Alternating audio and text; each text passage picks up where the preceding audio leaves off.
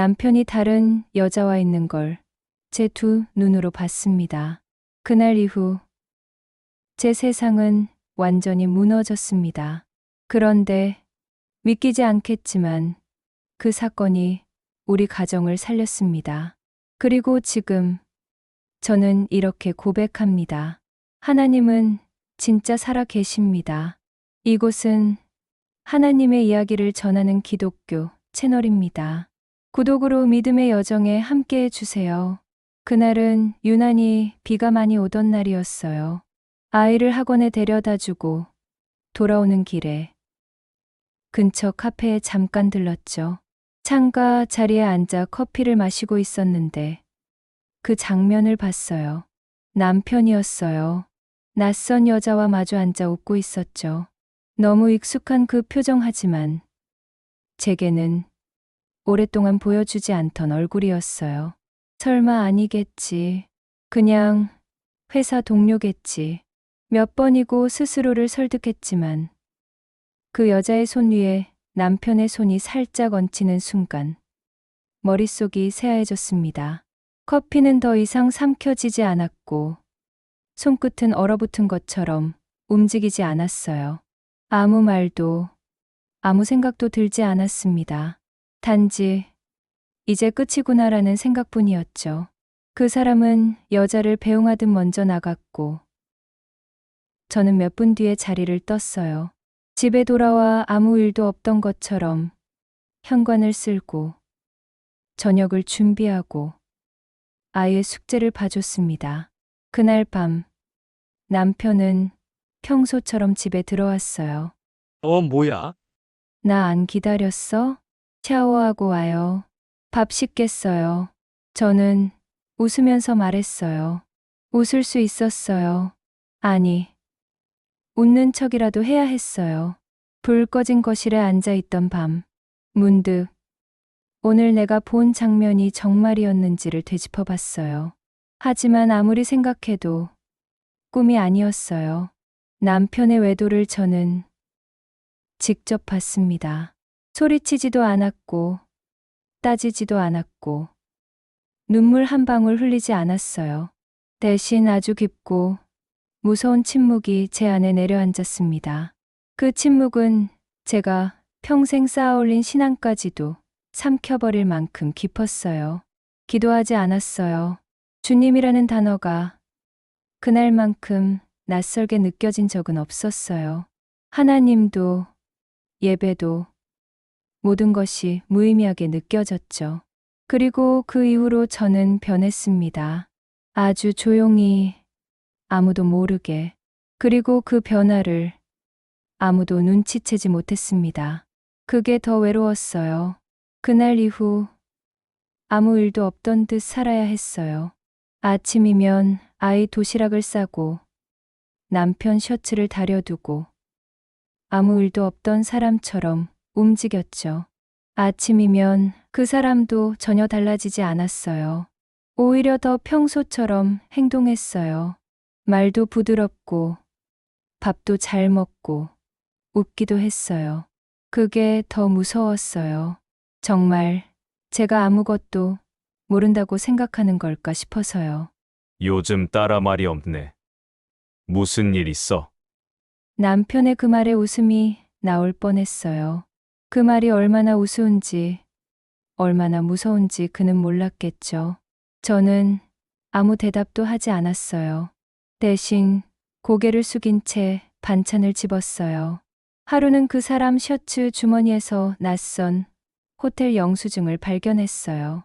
금액도, 시간도, 장소도 다 말해주고 있었죠.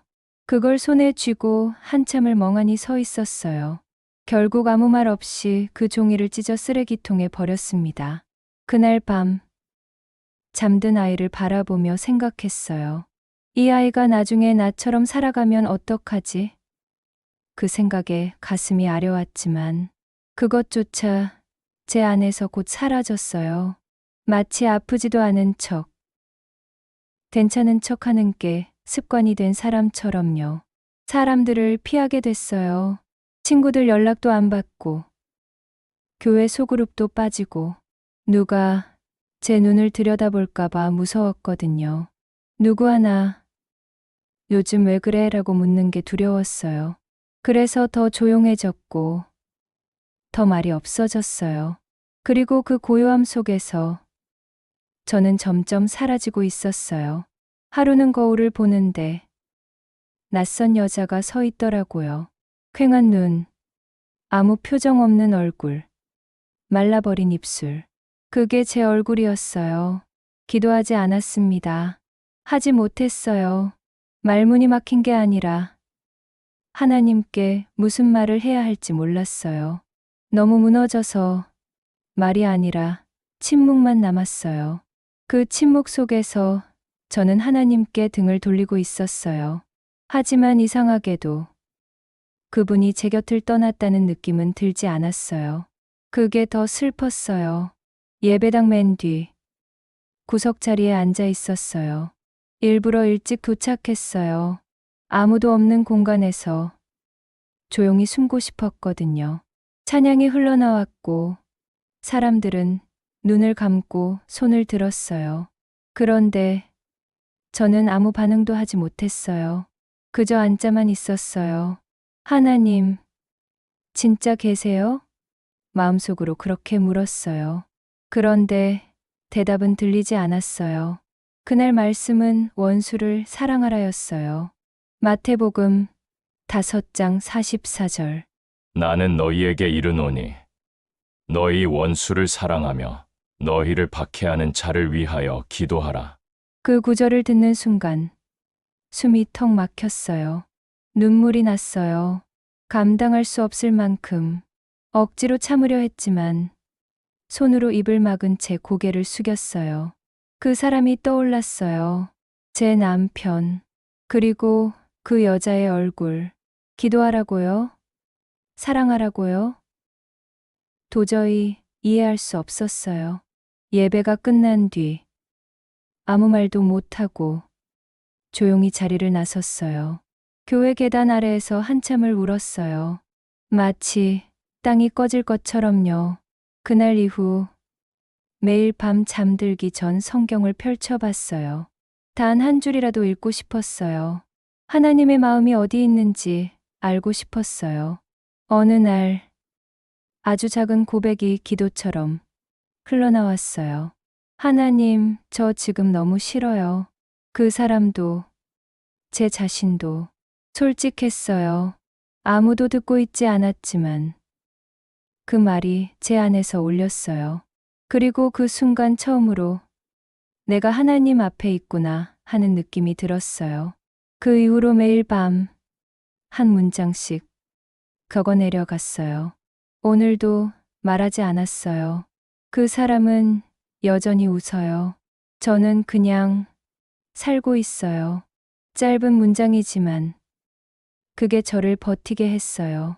그리고 언젠가부터 제 안에 있던 차가운 무언가가 아주 조금씩 녹아내리기 시작했어요. 그 사람은 몰랐어요.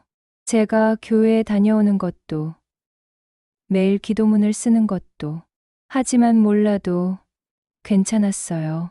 이건 그 사람을 위한 게 아니라 제 영혼을 위한 거였으니까요. 예배를 드리며 조금씩 무너진 마음을 다시 세우고 있었어요. 아직 용서는 아니었지만 더는 증오에 매달리고 싶지 않았어요. 그러던 중 큐티 본문으로 로마서 12장 21절이 나왔어요. 악에게 지지 말고 선으로 악을 이기라. 그 구절이 이상하게 가슴 깊이 들어왔어요. 그 사람을 이긴다는 건 미워하는 게 아니라 선으로 반응하는 거라는 말씀. 그게 제 안에 무겁게 내려앉았어요. 그날 밤 저는 기도했어요. 하나님, 저는 지금 그 사람을 용서하지 못해요. 하지만 그 사람을 미워하지 않게 해주세요. 제 안에 남은 선으로라도 그를 대하게 해주세요. 기도를 하고 나서 한참을 울었어요. 무언가가 제 안에서 끊어져 나가는 느낌이었어요. 며칠 뒤 남편이 늦게 들어왔어요. 저는 거실 불도 켜지 않은 채 앉아 있었죠. 남편은 조심스레 말했어요. 요즘 당신 좀 달라진 것 같아. 전 대답하지 않았어요. 대답을 해도 아무 의미가 없을 것 같았어요. 하지만 그날 이후로 저는 남편을 정면으로 보기 시작했어요. 그의 눈을 피하지 않고 그의 말에 고개를 끄덕이며 조용히 반응했어요. 그러면서도 제 마음속에는 여전히 말할 수 없는 감정들이 뒤엉켜 있었어요. 하나님, 이게 맞는 걸까요? 매일 물었어요. 그러던 중 한 권사님이 저를 불렀어요. 아무 말도 하지 않았는데 제 손을 꼭 잡고 이렇게 말하셨어요. 자매님, 그냥 기도하세요. 판단도, 결론도, 응답도 다 하나님이 하시는 거예요. 그 말에 저는 다시 눈물을 쏟았어요. 맞아요. 나는 너무 앞서 판단하고 너무 깊이 단정하고 있었어요. 하나님께 맡기질 못했어요. 그날 이후 저는 한마디 기도만 남겼어요. 하나님, 이제는 하나님이 하세요. 그 짧은 기도가 저를 평안하게 했어요. 어쩌면 처음으로 믿는다는 고백을 진심으로 했던 순간이었어요.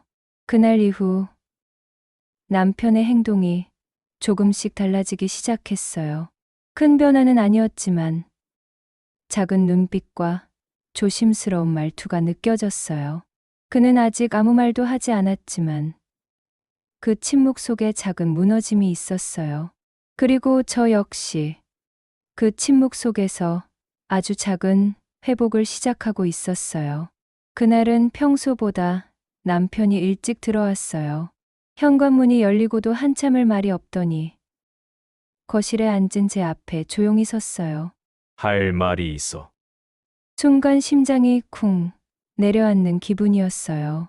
알고 있었지만 듣고 싶지 않았던 말. 그러나 저는 고개를 끄덕였어요. 미안해. 나 잘못했어.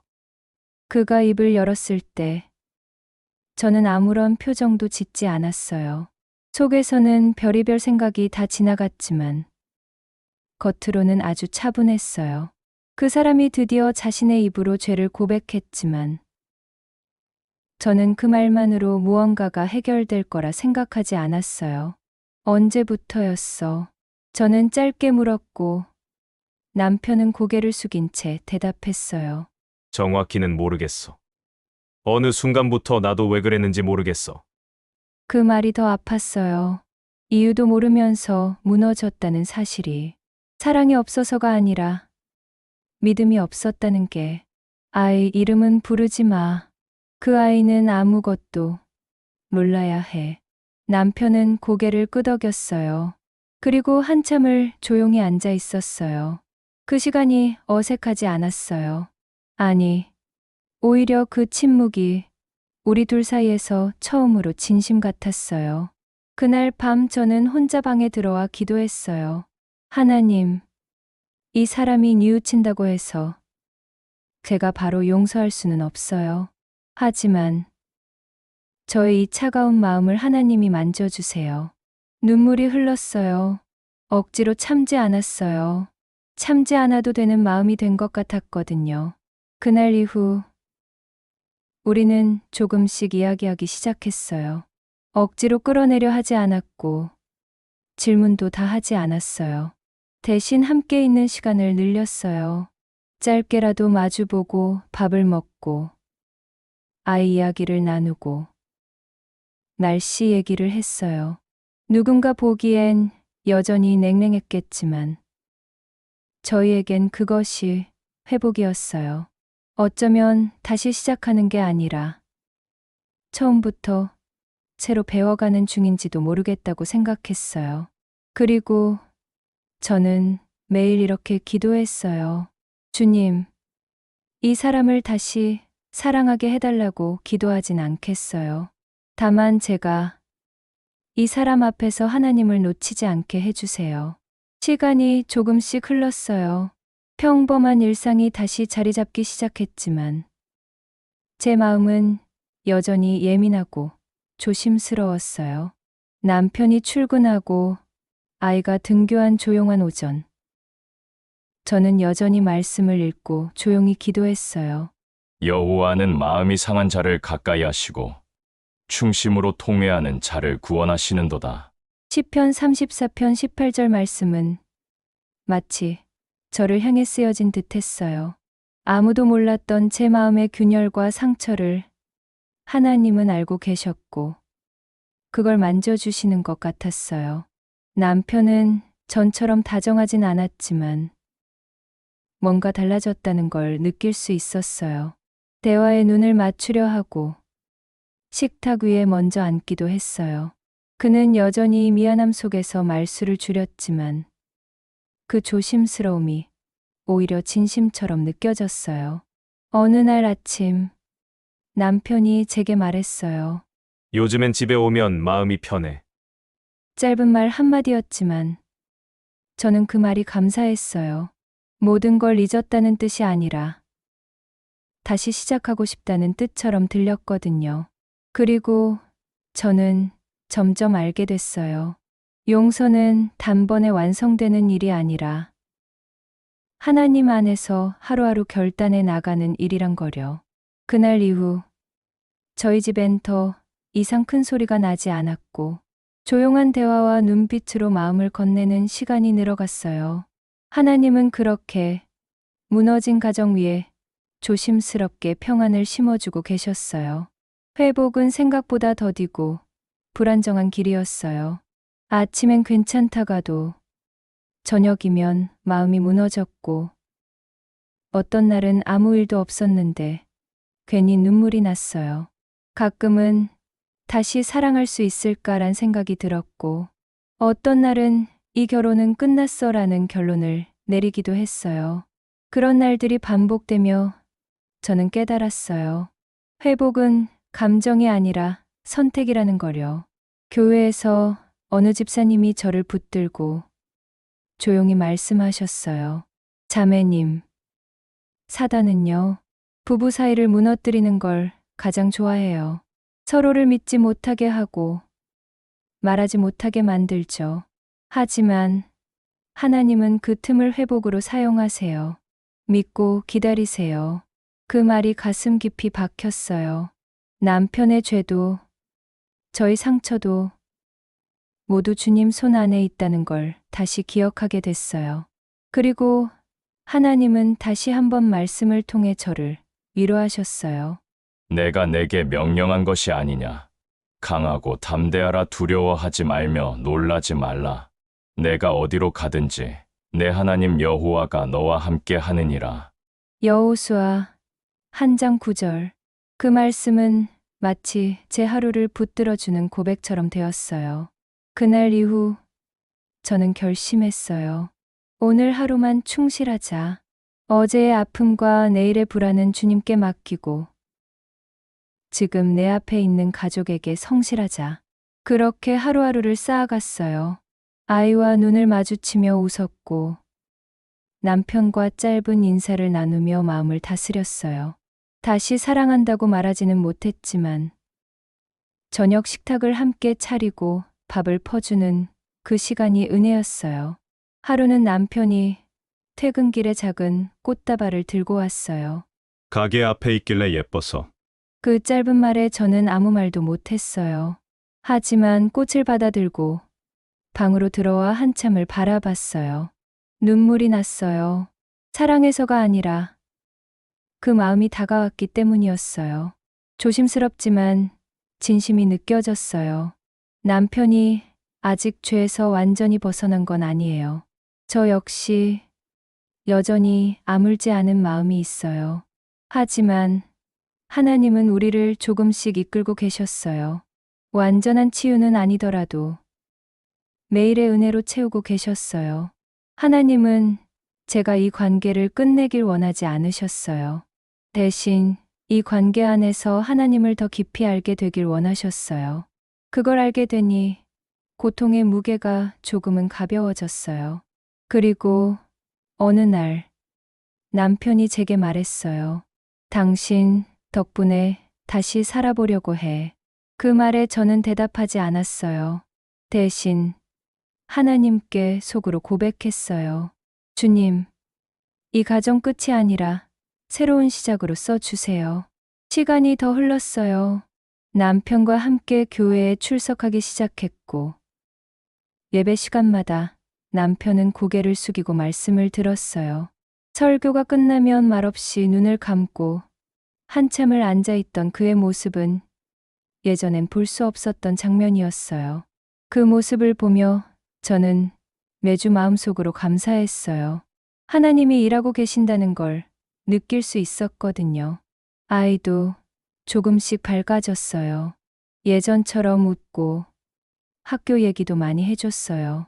아빠가 집에 일찍 들어오는 날이면 아이는 꼭 그림 하나를 보여주겠다며 신나서 달려들었고, 저는 그 평범한 풍경을 바라보며 얼마나 감사했는지 몰라요.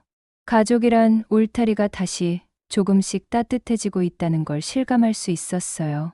어느 날 남편이 작은 목소리로 고백했어요. 기도해봤어. 하나님께 너무 죄송하다고. 그리고 고마웠다고. 당신한테. 그 말에 저는 울지 않았어요. 대신 미소 지으며 말했어요. 하나님께 고백했다면 그걸로 충분해. 그날 밤 오랜만에 온 가족이 둘러앉아 함께 식사 기도를 드렸어요. 손을 맞잡고 아이가 기도를 했어요. 하나님, 우리 가족 사랑하게 해주셔서 감사해요. 그 기도를 들으며 저는 마음속으로 다시 한번 하나님께 고백했어요. 하나님, 이 가정은 당신께서 다시 일으키신 기적입니다. 상처는 여전히 흔적으로 남아있지만 그 위에 덮인 하나님의 은혜는 더 선명했어요. 이제 저는 압니다. 가정이란 서로를 용서하고 다시 붙드는 연습을 날마다 해가는 축복이라는 거려. 그날 밤 잠들기 전 조용히 성경을 펼쳤어요. 그날 말씀은 이사야 43장 19절이었어요. 보라, 내가 새 일을 행하리니 이제 나타낼 것이라. 내가 그것을 알지 못하겠느냐. 반드시 내가 광야에 길을 사막에 강을 내리니. 그 구절을 읽는 순간 제 마음 깊은 곳에서 울림이 올라왔어요. 하나님은 무너진 그 자리에 새 길을 내고 계셨던 거예요. 아무것도 없을 것 같았던 사막 한복판에서 은혜의 강이 흐르기 시작한 거예요. 그동안 저는 왜 하나님이 이런 일을 허락하셨을까라는 질문으로 수없이 하나님을 밀어냈어요. 하지만 지금은 알아요. 하나님은 결코 우리를 버리신 것이 아니었어요. 오히려 가장 낮은 곳에서 가장 아픈 시간 속에서 저를 기다리고 계셨어요. 이제 우리 가정은 완벽하진 않아요. 여전히 조심스럽고 가끔은 어색한 침묵도 있지만 그 속에 하나님이 함께 계세요. 우리는 매일을 믿음으로 버티고 감사로 살아가는 가정이 되었어요. 남편도 여전히 자신의 부족함을 이야기하지만 이제는 그 말조차 기도처럼 들려요. 저는 이제 확신해요. 하나님은 상한 마음을 고치시는 분이고 떼진 관계를 회복시키시는 분이라는 거려. 그리고 가장 깊은 절망 속에서도 반드시 새로운 일을 행하신다는 거려. 이 이야기가 혹시 지금 무너진 마음으로 이 영상을 보고 계신 누군가에게 작은 위로가 되기를 진심으로 기도합니다. 당신의 가정에도 하나님의 은혜가 다시 시작되기를 소망합니다. 이 채널은 하나님의 은혜 안에서 눈물로 살아낸 이야기들을 전하는 기독교 채널입니다. 오늘 이 이야기가 당신의 마음에 위로가 되었다면 구독과 좋아요로 믿음의 이야기를 함께 나눠주세요. 당신의 클릭 하나가 또 다른 누군가에겐 기도가 될지도 모릅니다. 함께 울고 함께 믿는 주님의 사람들과 이 길을 같이 걸어가고 싶습니다.